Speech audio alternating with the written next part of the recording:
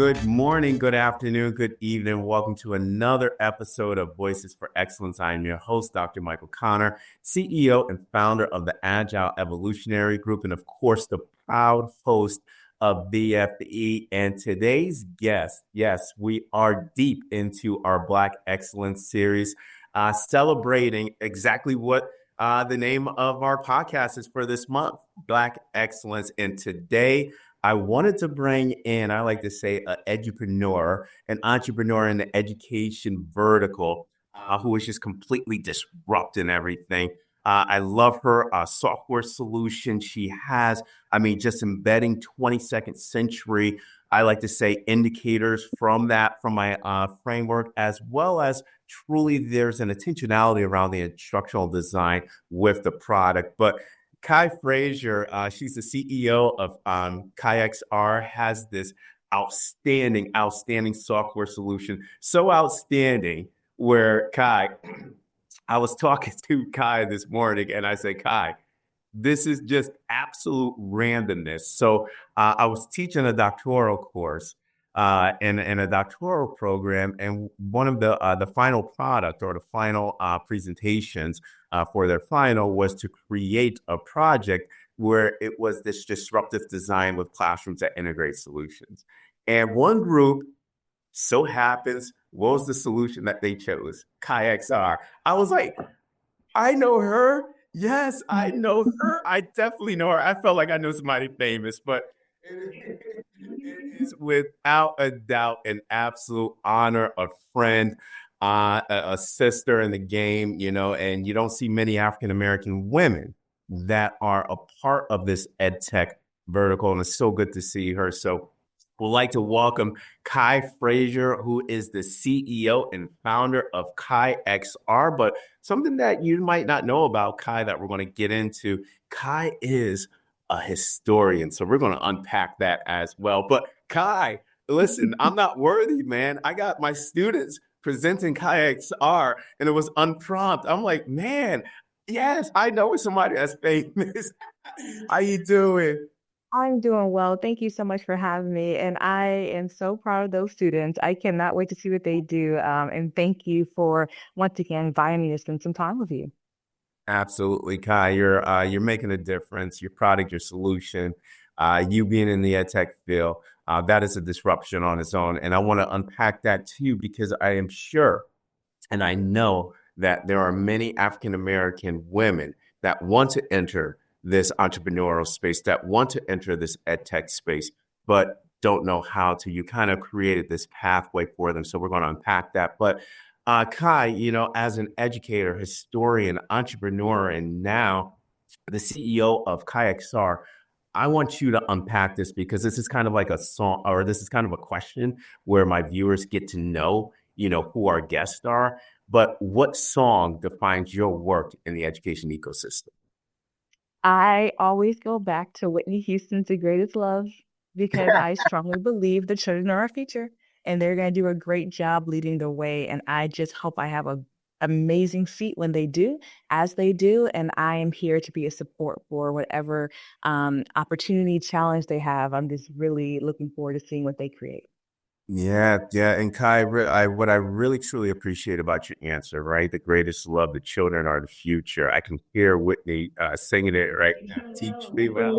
Exactly. And that was the next line that came in by my head. But when I unpack that, Kai, and I think that is so critical that we put an emphasis on the children, because Kai, I always talk about that we have Generation Alpha, right?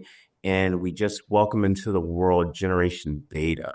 And Generation Alpha are considered the generative natives, right? When we look at it, where they were born in generative AI, these emergent technologies, various platforms that they engage in, and then now Generation Beta, who are considered the quantum thinkers, right? The quantum natives. So we have to be intentional on how we create learning experiences and how we reimagine our operating model in alignment to the children or to our student generation Alpha, Generation Z, because as you stated, they are the future and we are entering, I like to say, an Unweis world. that is uncertain, volatile, complex, exponential. I mean, it's just it's really this intentionality, but they are our greatest love. But I want to say this, Kai, you have created one of the most innovative solutions in the EdTech space. You go, girl, KaiXR. Now, like I talked about, with my doctoral program, students are presenting their projects, trying to defy conventional pedagogies, as well as moving beyond traditional educational spaces. But for educational stakeholders, Kai, that do not know your product, what is KaiXR and the vision for impact in education? And then the second part, why KaiXR now in this AC stage of education? Sure, absolutely. So I always like to start with my background, which is being a classroom educator. I've been in education for over 20 years now. I started in high school as a teacher assistant during my senior year, and I've been in education ever since. Um, I have always had a passion for working with those kids who are underestimated. They have a lot of character. They make sure they keep you on your toes. And when you're working with groups of students like that, I haven't seen a lot of tools that are made with them in mind. They're usually always an afterthought, and that becomes a challenge when rolling out technologies in the classroom. For example, my school that I taught at, although we were maybe 30 minutes outside of Washington, D.C., and I Mhm. taught U.S. history and world history. My school could not afford the buses to take my students the 30 minutes up the street to go to the Smithsonian Museum of American History or natural history, which would have been a slam dunk when I was teaching. In addition, my school could not afford one-to-one devices. We actually had a bring your own device policy where students would bring in their own devices. I may have three kids sharing a tablet, two kids sharing an iPhone, and that's Yeah, just how we did class. So once again, lots of technologies and tools not made thinking about the type of students that I worked with. Um, absolutely. so I went on to really think, what could that solution be like that could really give students a head start for the future? And that's where KaiXR came to be. We like to say from classroom to career, KaiXR is the only elementary platform with its high quality instruction materials dedicated to exposing students to real world careers, real world problem solving, real world locations, and even those real world technologies. Our learning platform is still with standard align learning adventures that are jam packed with virtual field trips so kids can see the world around them. We have 3D makerspace challenges. They can really work on that problem solving and critical thinking. The lessons are gamified. And when you put all that together, the results we see are classroom engagement being driven up and academic achievement being boosted too. And those are all things I wish I could have had in my classroom when I was teaching.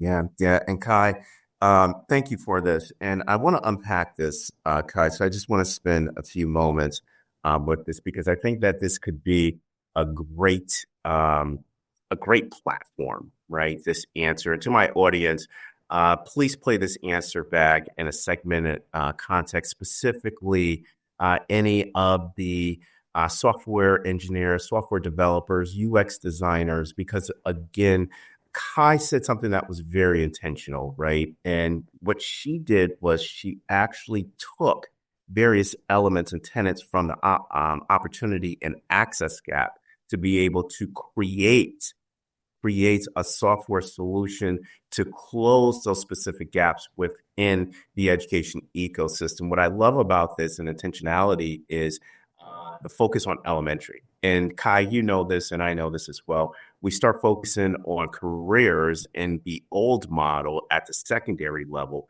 where truly, in order to close the preparation gap, we have to be able to expose or create awareness of those specific careers, real world connections at the elementary sector if we're truly going to prepare our students for this 22nd century that is accelerated because of artificial intelligence and emerging technologies.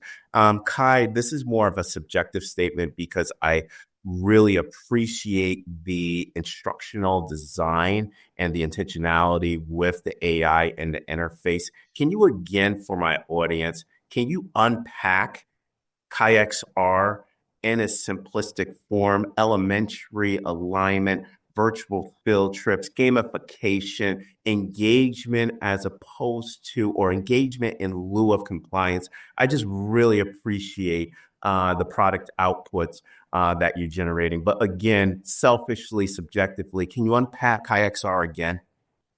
Absolutely. So I'll give you an example of what a student experiences when they do a KaiXR learning adventure. We call them adventures because what if learning was an adventure as opposed to something that you're mandated to do and the kids just come in and kind of have like a dull Yeah. feeling about it. So one of the popular adventures that we have, I'm trying to think which one I'll go. So for Black, we have Black History Month coming up, and we're Yeah. having a range of historical learning adventures and even some futuristic ones that are happening right now. And one of my favorite is a learning adventure that we have called Mars Bound, and it features a aerospace engineer, Tiara Fletcher.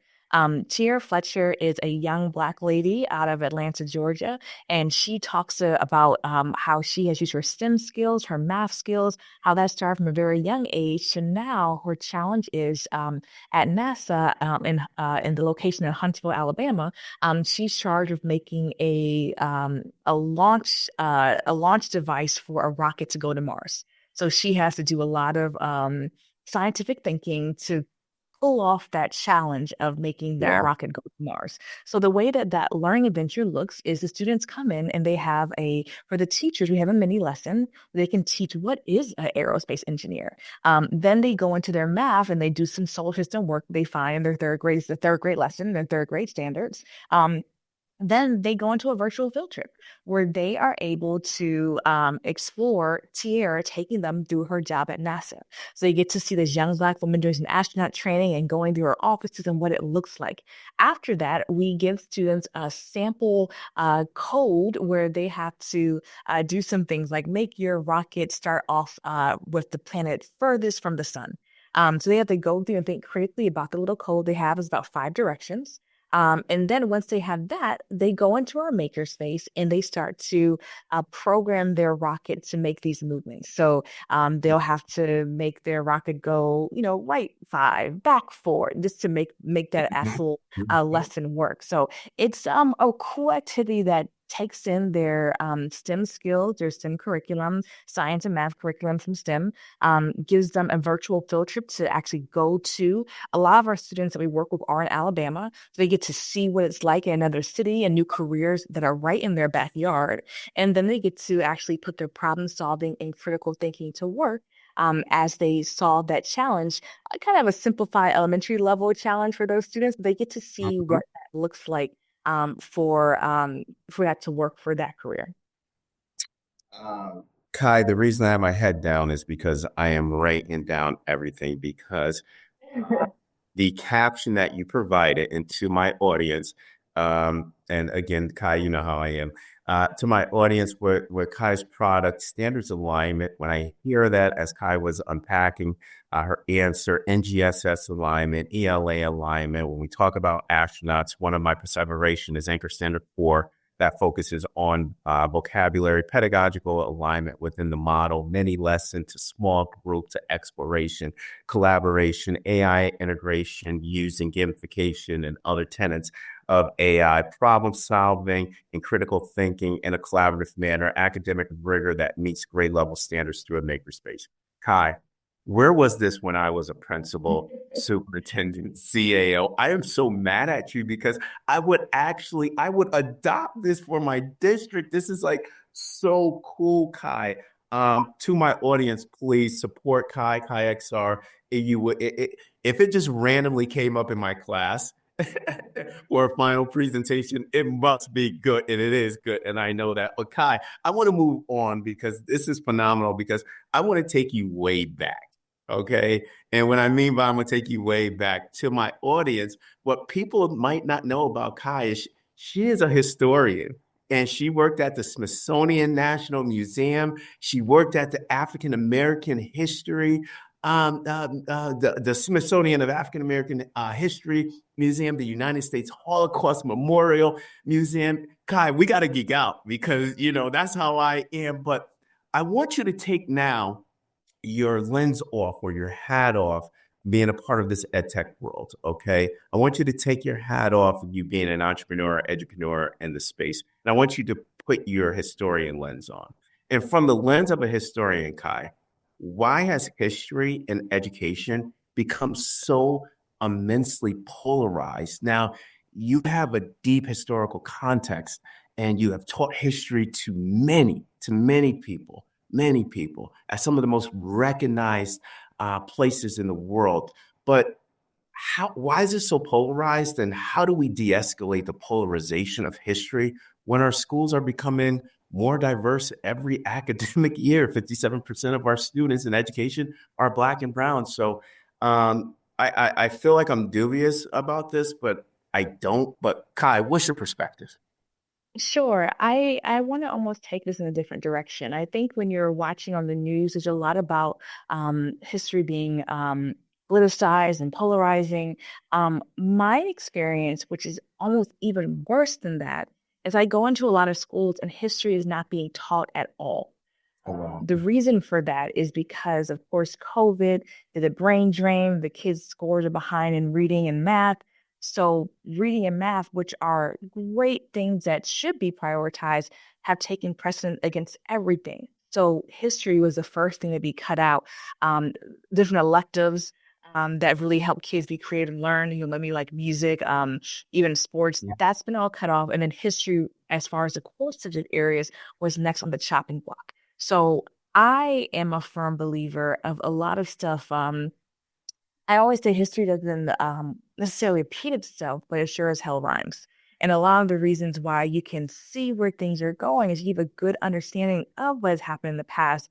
It's a really good map onto things that can happen in the future. So my biggest concern is just a deprioritizing of history in general and it just not being taught in schools. And I think probably half the schools I go into do not have any history being taught. So that's my biggest challenge. When I get into why is history so polarizing, I'll give you a real world example from my work at the United States Holocaust Memorial Museum. When I worked there, I worked with digital strategy, and one of those things that I encompassed was social media.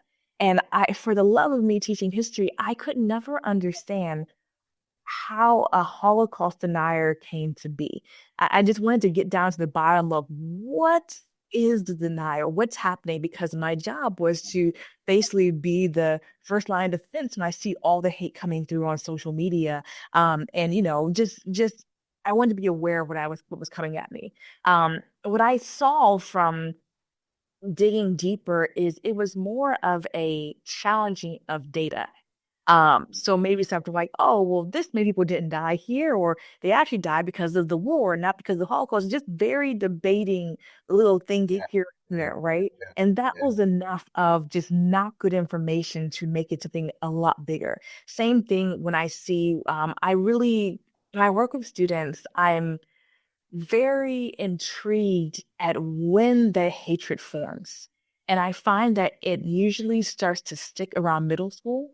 And it sticks because it starts off with something being weird. Like, oh, your hair is weird. I don't like it. It's weird. I have to work really hard to tell my students it's different. And you Yes. need Yes. to talk through that. And that Yes. weird unchecked turns into hatred really quickly.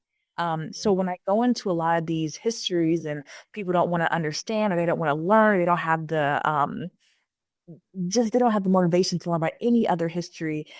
When I try to say like, oh, this is a different history, it's not a weird history, it's not a threatening history, it's not, this is another viewpoint of what happened or a viewpoint you have not been privy to that you could hear about. I have to kind of take it from that lens. And offer differing viewpoints, and then we can have a full conversation with people. So I always try to be probably a bit more understanding, and I guess my teacher hat coming on as to why people can be so polarized or so charged about histories. And I really find out it's a misinformation of facts and their worst fears going from weird to hatred instead of appreciating those differences. Yeah, and I love the themes that you presented, Kai. Misinformation of facts is so critical in moving beyond that different to hatred.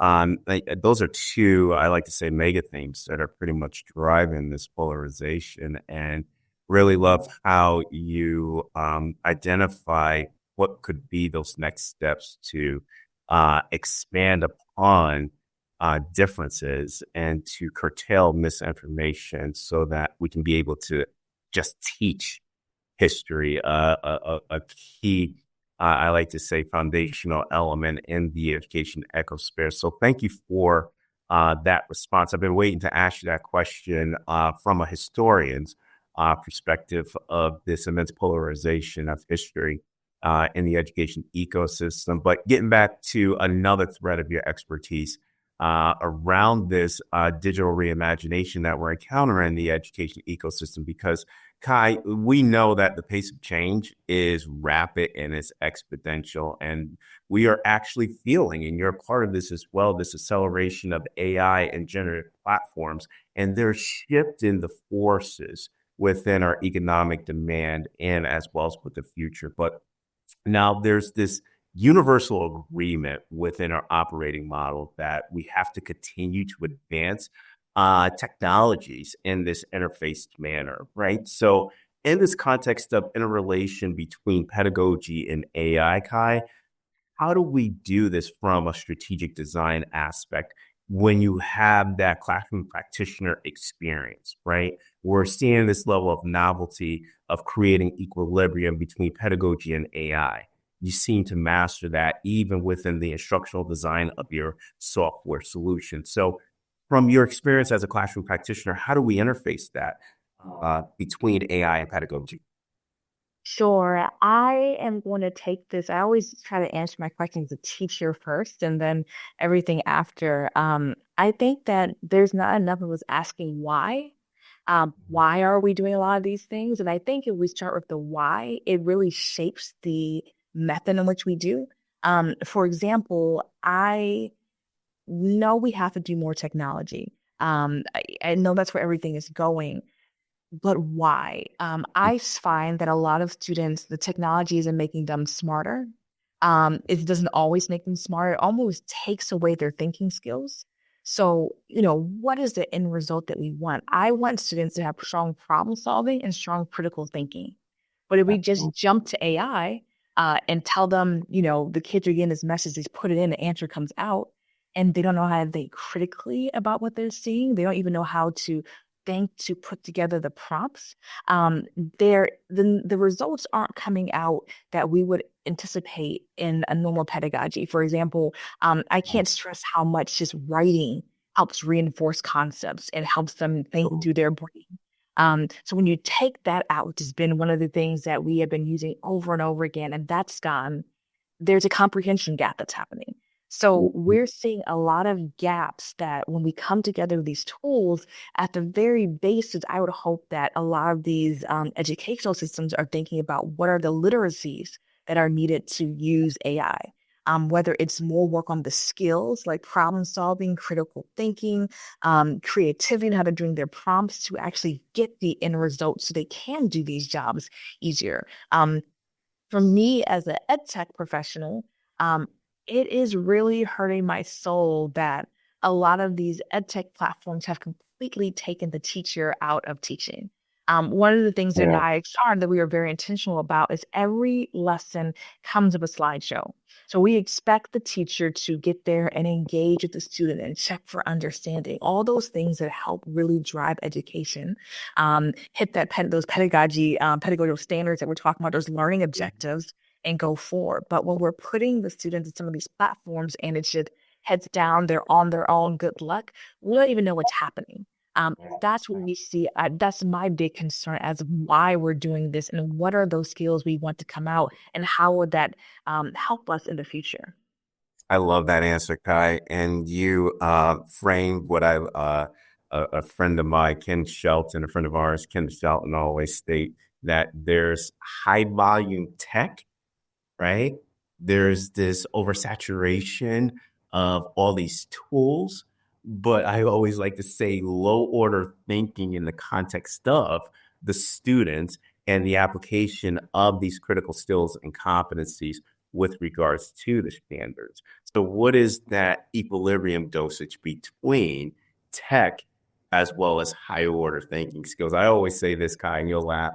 I was like, between the tools that we're identifying, right? We're all the way up on the top of the knowledge taxonomies, right? But when we talk about the pure alignment with the tech and the tool, the pedagogy doesn't really provide that academic and intellectual rigor that is needed with that. And I really love that. And I want you to expand upon this is a sub question, Kai, is the intentionality around building the literacies, right? The capabilities with these tools. Can you expand on that? Because I that is an intentional phrase I think we need to focus on, right? Building these AI literacies and what are some of these sub variants in the context that equals this AI literacy or literacies that are needed.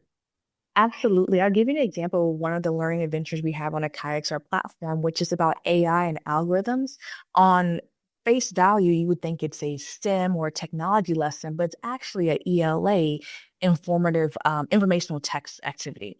So it starts off by a reading passage about what is AI, what does it do, and what are some biases in AI. It's on a fifth grade level, really easy, smooth to read. And then afterwards, the students have a series of short answers where the prompt is there's a new robot that's going to help in this household, and it's been programmed with a couple of algorithms. You need to look at the algorithms and let us know if it is correct or incorrect and why. So there's one where it's about, okay, this robot's going to teach you how to brush your teeth. And it says, like, first you get the toothbrush, then you put mustard on it, then you brush your teeth, and then you gargle with soda. It's like, why is this, why is this right or wrong? And the students have to write why it's wrong, think critically. And they have two examples where you have to think it is right or wrong. Two are wrong, one is right. And then the last one says, okay, now you need to make an algorithm for the robot. You're going to teach it how to make a peanut butter and jelly sandwich. Be very detailed on how you write the steps, first do this, then do this.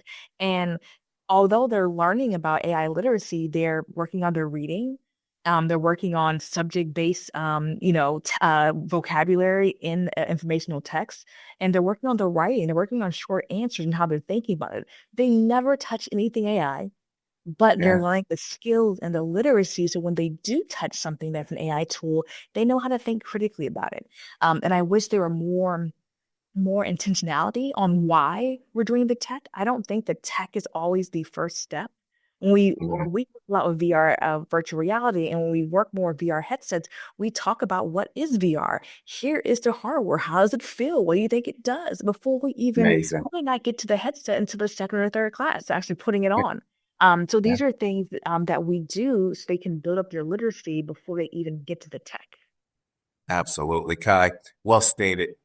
Great answer to my audience. Kai, we use this Voices for Excellence as an asynchronous tool for professional learning for our leaders as well as CEOs, founders of different or various ed tech companies, corporations, solutions. And we always have them or inform them or try to inform them to go back and unpack specific answers. What you did was you really gave a true classroom practitioner's sequence to implement various activities that round the foundational literacies of your students to be able to address the text. So I want to get into this question, Kai, because again, like I said, you are one of the trailblazers. That's why you're on VFV, Voices for Excellence, Black Excellence series, because you are one of the trailblazers in this country. And what I mean by that, you are one of the pioneers as an African American woman in the ed tech space.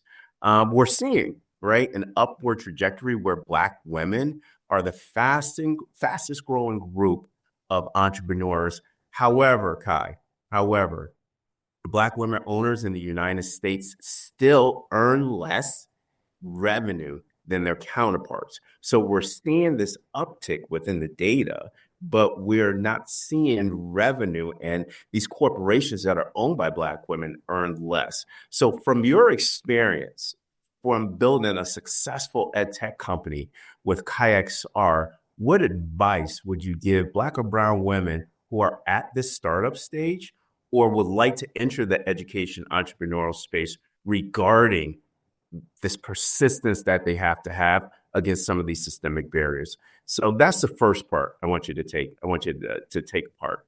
And then two, the second question to unpack is what strategies did you underscore to defy market challenges and scaling this successful solution so that now you're generating revenue, but at the same time you're defying these biases that exist?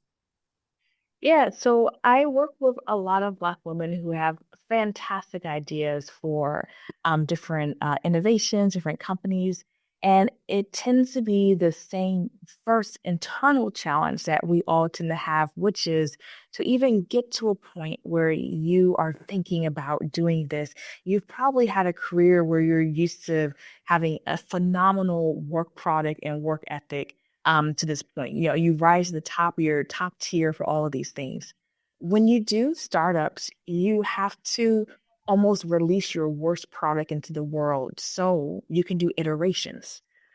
If you release something perfect and it doesn't work or doesn't click, then you're dealing with technical debt to rip it apart and start from scratch and doing all those things. So the startup way is to have that MVP, that minimum viable product, and put it out into the world.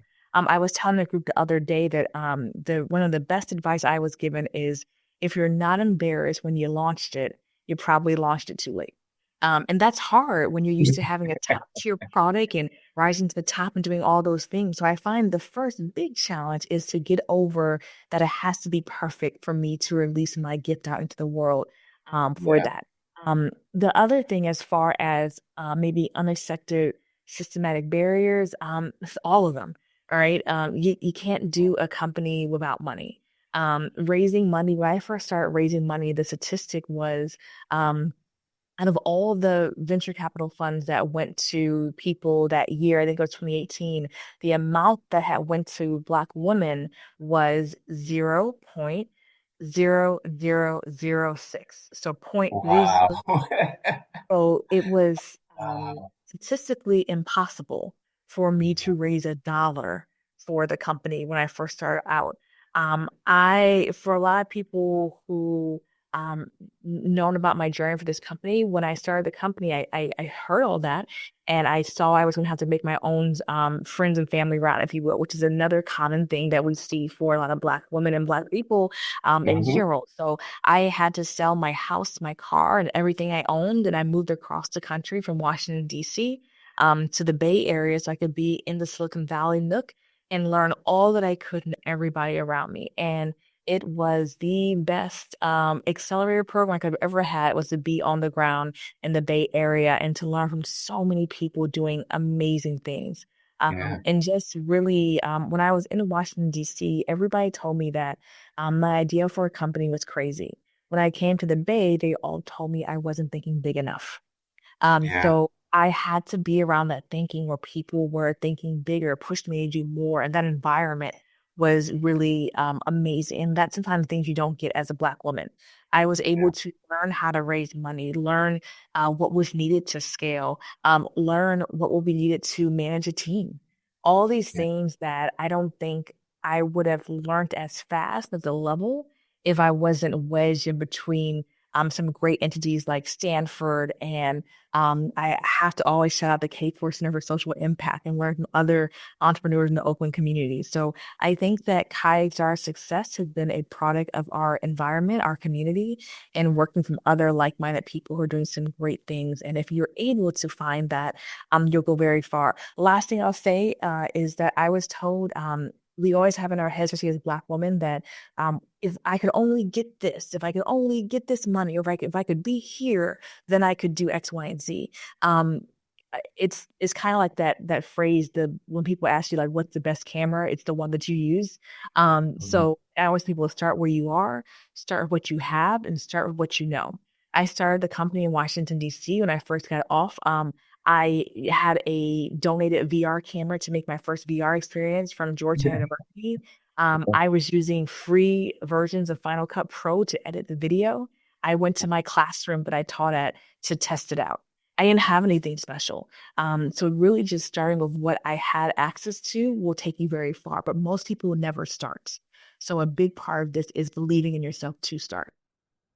Kai, I thank you because you motivated me to continue to go deeper with my work. As you know, Kai, I just recently launched the EdTech vertical in my corporation, and that has been wow, was such an experience. I really love what you said, where you got to release your worst product to the world, and it is true because well, I'm seeing all these dynamic iterations that Mhm. are occurring. And it's just been absolutely phenomenal. And one thing that you stated, people thought I was crazy as I was starting this endeavor. And you got to keep on being persistent and consistent with that. It's usually the crazy people that change the world, right? And the best way to predict the future is to invent it. Last question, guys. Last question. You made it through VFB. I don't know if you're going to be a rule follower with this question, but take it as it is. What three words do you want our audience to leave with regarding AI and innovation in the AC stage of education for Generation Alpha and Generation Beta? Yeah, you're right. Even when I previewed this question, I was like, oh, I don't think I can give 3 words. I'm gonna double down on what I said earlier. It's literacy. I want people to inform themselves, even if it's never even touching the tool, just learning about what it can do. I tell people that people when I go into schools, they're shocked. Students don't think I created KaiXR because I don't code, right? But I can tell you about the different languages that are used in the platform. I can tell you about the devs. I can tell you about product back and forth. But I'm really my literacy is strong when it comes to the ins and outs of the platform. So people really sleep on what that literacy can look like and how you can be a leader in the field by just understanding what's happening around you, reading the news, reading news outside of the US, attending different sessions with thought leader, even if it's just virtually. You owe it to yourself to, make sure that you are filling your head with some great information from a diverse group of people so you can see different biases, different ideas, different challenges. And then you can think about the why you're doing it. And if you want to do something on your own, why, how can you start that based on everything that you've learned? With avoiding analysis paralysis. It's something else that we see in a lot of Black women is once you think you have it, once you've learned it, don't be afraid to throw it out there and see what it's like to put that solution into the real world. Thank you, Kai, for your answer. To my audience, please, this is an episode that you want to play back because there's so many strategies that are embedded within this episode. And also to just to pique your curiosity about Kai XR, Miss Kai Frazier, CEO and founder of Kai XR, please go visit her website. Please visit the software. I can tell you this, it will change the trajectory of how your practitioners teach, as well as how they integrate AI in their classroom. Kai, if my audience want to get in contact with you, how would they be able to reach you? Sure, we are at www.kayxr.com. You can find us there. We have not been to a classroom where the kids don't love the technology and the teachers are not thanking us for creating a time-saving resources that really connects the why are we learning about this for their students. You can also find me on LinkedIn under my name, Kai Frazier. And then, of course, email is probably the best way to contact me. You can find us at explore@kayxr.com. Thank you, Kai. And Kai, I can tell you this from one alpha to another. I am so proud of you. Likewise. Thank you so much for having me. I appreciate it. Absolutely, Kai. And on that note, onward and upward, everybody. Have a great day.